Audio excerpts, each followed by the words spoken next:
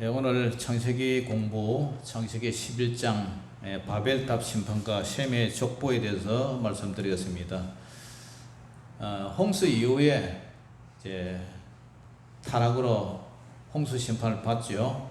근데 그 재성이, 인간의 재성이, 그 유전되는 인간은 좀 편안하면 또 하나님의 불순종해요. 그래서 홍수에 인간이 다시 번성하게 됐을 때 인간은 하나님 앞에 또 그 교만의 극치를 이룹니다.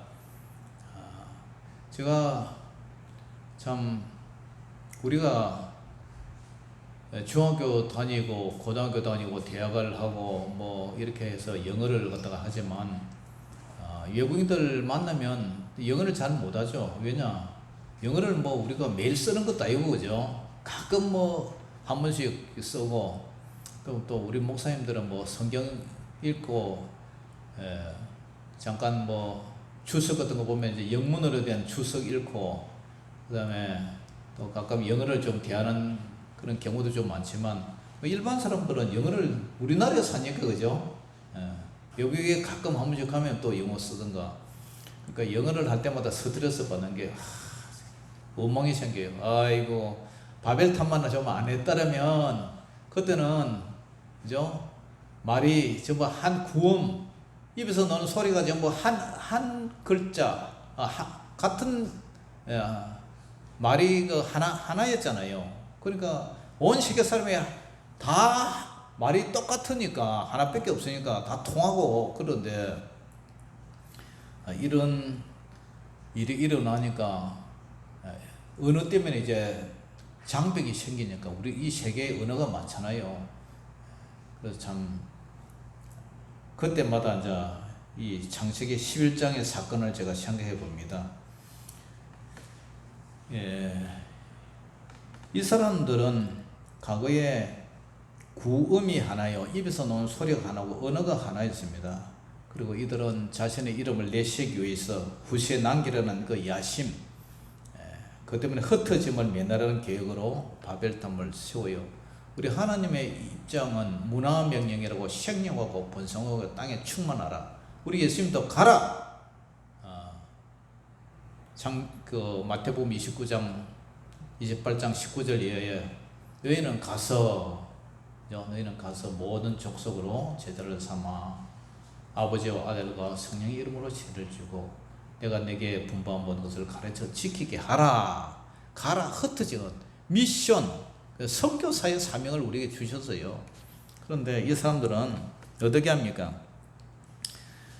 온 땅의 언어가 하나요, 말이 하나였더라. 그리고 이에 그들이 동방으로 옮기다가 신할 평지를 만나 거기서 거류하며 서로 말하되 벽돌을 만들어 견고히 굽자 하고, 이에 벽돌로 돌을 대신하며 역청으로 진흙을 대신하고, 그래서 뭐라 그래요? 또 말하되 자 성읍과 탑을 건설하여 그 탑 꼭대기를 하늘에 닿게 하여 우리 이름을 내고, 하나님 이름을 내는 게 아니라 우리 이름을 내고 온 지민의 흩어짐을 면하자 했더라. 하나님의 뜻과 상반된 그런 생각으로 악한 격을 세우죠. 자신들의 이름을 내려고 하는 것이 헛된 명예에서 출발한 거죠. 하나님은 창조주이신데 하나님께 영광 돌리고 하나님만 높여야 되는데 자기 이름을 내려고 해요. 그리고 온 땅에 충만하라는 하나님의 그 문화 명령을 거부하고 하나님 앞에 반역을 깨하죠. 그래서 이제 하나님께서 그들을 이제 뭐 하고 있는가 이제 보십니다. 4절에 자 말하되 자 성읍과 탑을 건설해 그 꼭대기 그 탑 꼭대기를 하늘에 닿게 하여 우리 이름을 내고 온 지면에 흩어짐을 면하자 했더니 여호와께서 사람들이 건설을 하는 그 성읍과 탑을 보려고 내려오시더라. 여호와께서 이르시되 이 무리가 한 족속이요 언어도 하나이므로 이같이 시작가 있으니 이후로는 그 하고자 하는 일을 막을 수 없으리로다. 자, 그러면서 7절이죠. 자, 우리가 그래요. 우리가. 여기서 우리가 그러면 하나님은 우리가 하나님이 몇 분이세요? 한 분이죠. 그런데 이게 보면은 우리가 복수로 얘기해요. 그러니까 하나님, 예수님, 성령님, 사역적으로 이 삼위께서 우리가 그래요. 우리가 내려가서 거기서 그들의 언어를 혼잡하게 하여 그들이 서로 알아듣지 못하게 하자 하시고, 예? 여호와께서 거기서 그들을 온침에 흩으셨으므로 그들이 그 도시를 건설하기를 거쳤더라.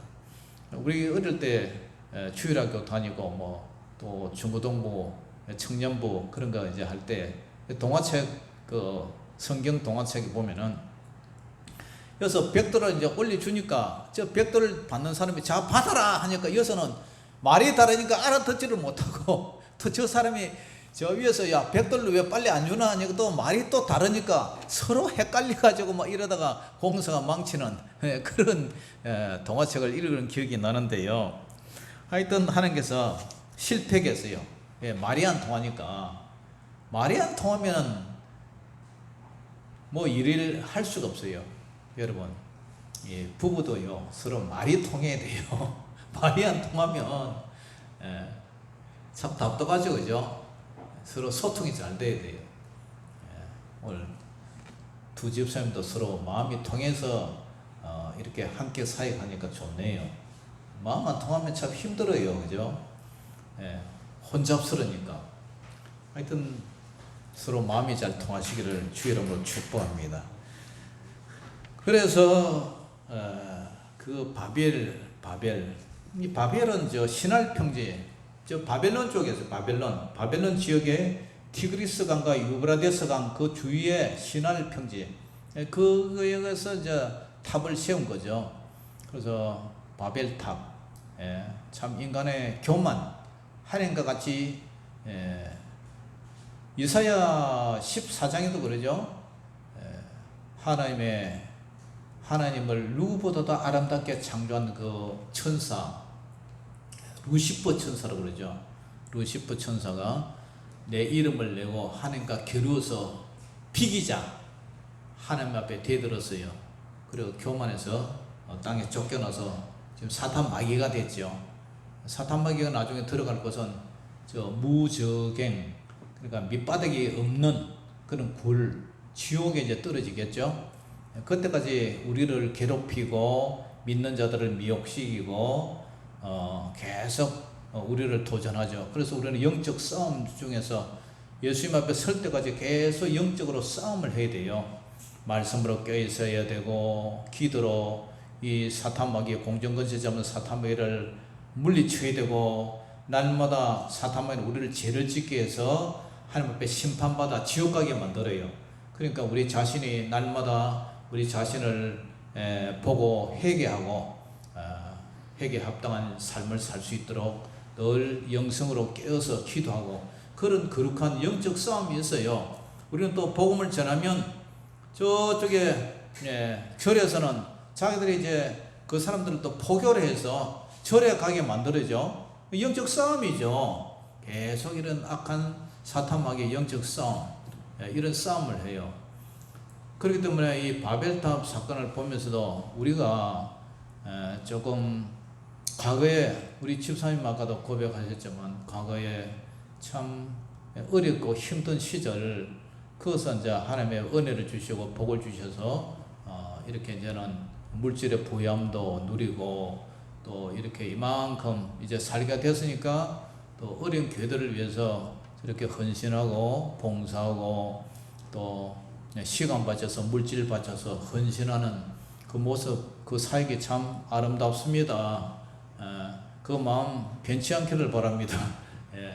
그리고 저 사람이 좀 살만하면, 젊었을 때는 참 힘들고 참 고통스러운 순간을 보면서 좀 잘 살 때면 옛날을 돌아봐야 돼요. 그래야 내 마음이 교만하질 않아요.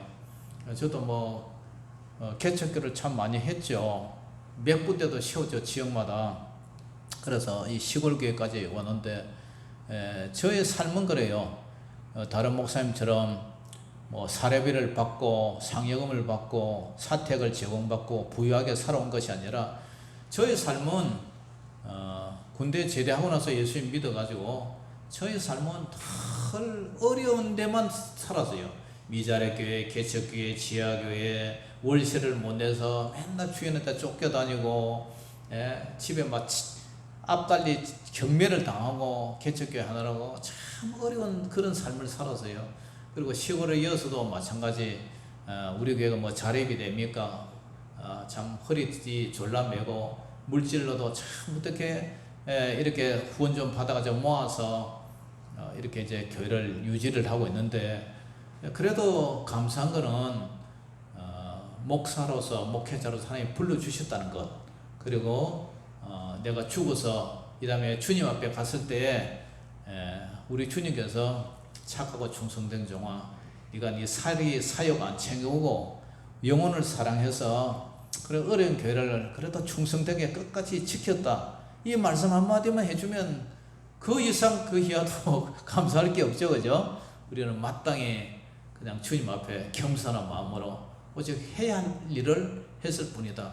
그런데 뭐 우리가 바울 서신을 읽어서 사도 바울이나 그분들이 고생한 것 비하면 우리는 또 아무것도 아니에요. 그분들은 뭐 40의 가마매를 하나, 가마매를 뭐 5번을 맞고 태장 맞고 40일 동안 주야로, 뭐 바다 위험, 강해 위험, 시내 위험, 뭐 그것도 위험 다 당하고, 그분들에 비하면 우리는 또 아무것도 아니라는 것을 이제 고백합니다. 그래서 우리는 늘 겸손하게 살아야 된다. 겸손하게, 그것을 주님이 기뻐하시는 일이다.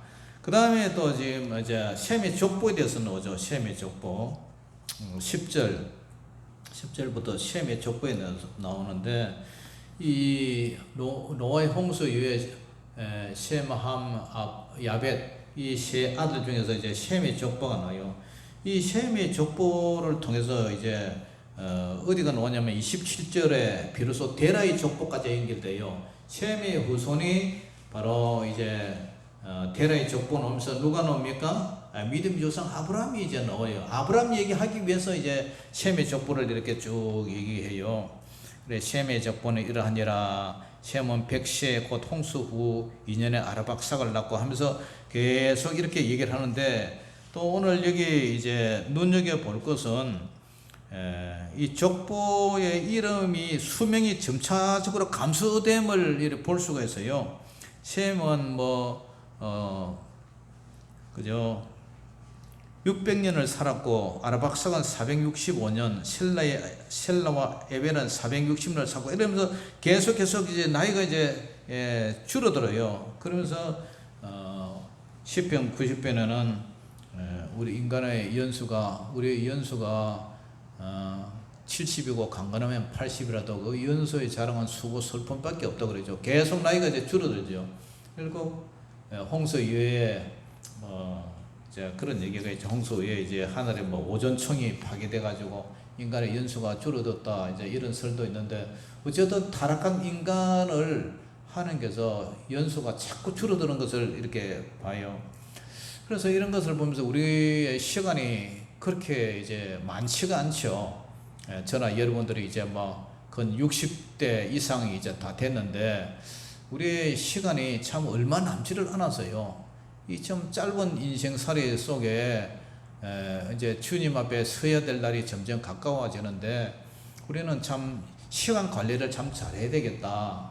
무드셀라처럼 969세처럼 이렇게 오래 살려면 모르는데, 이제 연수가 점점 짧아지고, 그리고 저도 5개의 국가 자격증을 딴 것 중에서 특히 사회복지사나 요양보호사 자격증도 있는데요. 이 요양원에 가보면 그 할머니나 할아버지들이 그 노후에 그곳에서 생명을 연명을 하고 있어요. 그래서 살았다 하나 사실은 죽은 목숨 같은 그런 삶을 살고 있어요. 거기에 갇혀가지고 마음대로 활동도 못하고, 요양원생들은 그냥 눕혀놓는 거죠. 그러면 허벅지 근육 살 다 빠져버리고 그냥 있다 그렇게 돌아가시는 거예요. 그 보면 우리 인생이 얼마나 슬프냐. 그리고 죄를 지어서 제가 과거에 청성교도소, 공주교도소 이런 데 가서 설교도 하고 몇 번씩 이래 가서 보면은 그 아까운 시간에 그 사람들이 수백 명이 들어앉아 있는 거예요. 그 인생을 왜 그런 낭비를 합니까? 빠삐용이라는 그 영화를 보니까 빵을 훔치고 뭐 은전 훔치고 나중에 감옥 가잖아요. 거기서 감옥에서 평생을 이제 다 보내는 거예요. 시간을. 그런 거 보면은 참 우리 시간 개념에 대해서 참 우리에게 주어진 이 시간도 우리의 시간이 아니다. 하나님께서 우리에게 맡겨주신 이 시간인데 이 시간들을 잘 선용하고 주님이 기뻐하는 삶을 살다 가야 되겠다. 할렐루야. 그런 생각이 듭니다. 그 다음에 이제 27절에 이제 데라의 족보가 나오죠. 이 데라의 족보는 이러하니라. 데라는 아브람과 날과 하란을 낳고 하란은 롯을 낳았으며, 이 아브람이 뭐 장자가 아니에요. 이것은 아브람이 중요하기 때문에 중요한 사람의 서열대로 이렇게 기록해 놓은 거예요. 그리고 하란은 그 아비 데라보다 먼저 고향 갈대 우르에서 죽었다. 이게 갈대 우르는 바벨론 바그다드 쪽 그 남쪽에 비옥한 땅인데, 아브라함 당시에 고대 문화의 중심지로서 아주 부유한, 그리고 이방 종교들의 직결지였어요. 그래서 하나님께서 아브라함을 부르기 전에 데라는 하나님을 알지 못하고 이방 우상을 섬겼어요. 그러니까 하나님은 이 아브라함을 이제 불러내 가지고 아브라함의 아버지 데라는 가족들을 이끌고 고향 갈대 우르를 떠나서 가나안을 가려고 했지만 도중에 이제 하란에서 거하죠. 당시 데라의 가족들은 하란 북부 메소포타미아 이 중요한 상업 도시였는데, 갈대 우르와 마찬가지로 셈족 사이에 성행한 달신, 해와 달 할 때 달신을 섬겼어요. 그래서 아브라함의 아버지는 데라는 하란에서 250일을 향수하고 죽습니다. 자, 그러면서 이제 가장 믿음의 조상 이제 아브라함을 이제 이렇게 끄집어내죠. 12장에 보면 이제 아브라함에 대해서 쫙 이렇게 나오는데, 이 성경은 기록이 구속사적으로 기록이 되었다. 그래서 창세기부터 계시록까지 예수님이 오시기 위해서 꼭 뭐 이것저것 세밀하게 한 것보다도 예수님을 드러내기 위해서 지금 아브라함을 지금 끄집어내기 위해서 믿음의 조상 아브라함을 하기 위해서 이제 족보 얘기하고 12장에 아브라함에 대해서 이제 얘기를 하죠. 근데 그래서 아브라함은 유대인들에게 믿음의 조상 아브라함이고, 갈라디아서를 통해서도 아브라함은 우리의 영적 믿음의 조상이에요. 그래서 부자와 나사로 사건에 보면 나사로가 눈을 들어서 부자가 지옥에서 눈을 들어서 보니까 이 자기 집 앞에 음식물 쓰레기를 얻어먹고 있던 나사로가 거지 나사로가 아브라함의 품에 안겨 있더라, 그런 얘기를 하죠. 이거 아브라함이 믿음의 조상 아브라함의 품에 안겨 있다, 그런 얘기를 해요. 그러니까 우리도 누구든지 그리스도 안에 있는 자는 아브라함의 자손이다. 우리가 영적 아브라함의 자손인 거예요. 그래서 성경에서는 오늘 11장을 통해서 바벨탑 사건, 바벨탑 심판, 그 이후에 또 셈의 족보를 통해서 아브라함을 통해서 누가 오셨어요? 아브라함을 통해서 우리의 구주 예수님이 오셨단 말이죠. 그 얘기를 하기 위해서 이렇게 기록이 되었다는 사실을 알고, 오늘 우리에게 두 가지 주는 교훈이 있죠. 교만하지 말자, 그리고 하나님을 대적하지 말자, 그리고 순종하자, 또 겸손하자, 그리고 믿음의 조상 아브라함을 통해서 우리는 영적 아브라함의 자손이기 때문에 더욱더 믿음으로 사는, 갈 바를 알지 못하고 하나님의 부르심에 순종한 이 아브라함처럼 우리도 순종하는 자손이 되자, 이런 말씀으로 우리에게 교훈을 주고 있습니다. 기도하겠습니다. 사랑의 아버지 하나님, 은혜를 감사합니다. 오늘도 성경 공부를 통해서 창세기 11장을 아버지 하나님 더듬어 봅니다. 우리에게 주신 감동대로 우리도 주님 앞에 겸손하고 또 시간을 헛되이 보내지 말고 우리의 수명이 점점 짧아지고 있는데 그 주어진 삶 속에 최선을 다해서 하나님께 영광 돌리게 하여 주시고 또 우리도 영적 아브라함의 자손으로 날마다 믿음으로 살게 하여 주시옵소서. 예수 이름으로 감사하며 기도 올려옵나이다. 아멘.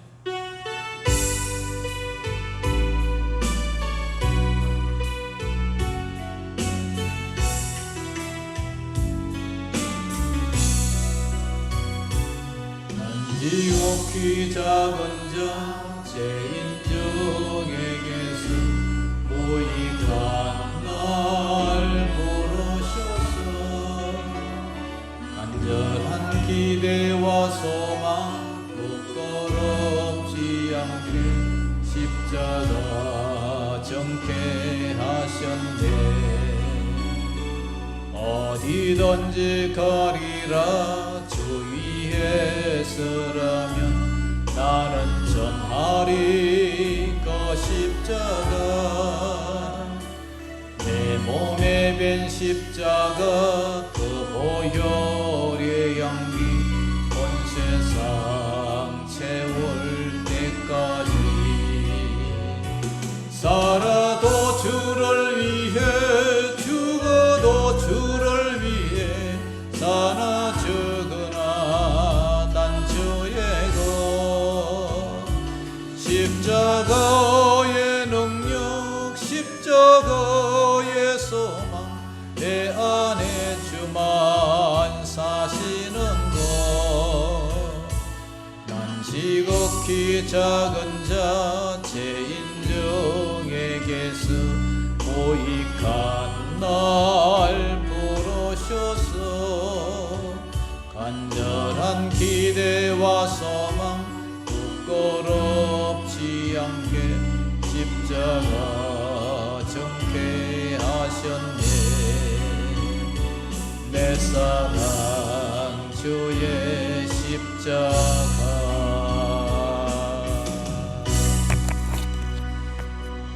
아버지 하나님 오늘 감사합니다. 오늘도 오전 예배 이어 오후 예배를 다 잘 마칠 수 있도록 은혜 주심을 감사합니다. 한 주간 동안 또 세상 속에 살아갈 때에 세상과 동거하며 살 때에 세상 속에서 우리가 구별하여 거룩한 하나님의 자녀로 별거하는 삶을 살기를 원합니다. 하나님 날마다 우리 마음속에 성령님이 함께 계시는데 성령님을 단식하게 하지 않게 하여 주시고 날마다 성령님과 교통하며 성령님의 아버지 하나님 정말 우리 마음속에 거룩한 영이 함께 하여 주셔서 날마다 기쁘고 즐겁고 행복하고 정결하고 정말 하나님이 기뻐하는 생각과 마음과 삶과 행동 가짐으로 날마다 성령과 동행하는 그런 삶을 살게 하여 주시옵소서. 그래서 우리 마음이 경건의 모양이 있으나 경건의 능력이 없는 것이 아니라 날마다 거룩한 하나님의 성전으로 살아가기에 부족함이 없도록 말도 조심하고 행동도 조심하고 생각과 마음도 늘 조심하여 우리 마음에 거룩한 하나님의 성전이 임할 수 있도록 날마다 우리가 정결한 삶을 살게 하여 주시옵소서. 지금은 우리 주 예수 그리스도의 임하신 은혜와 아버지 하나님의 만극하신 사랑하심과 성령님의 교통하심이 오늘 말씀을 듣고 세상으로 파송하는 살아가는 성도들의 머리 위에 저들의 가정과 생업 위에 이제로부터 영원토록 항상 함께 있을지어다. 아멘.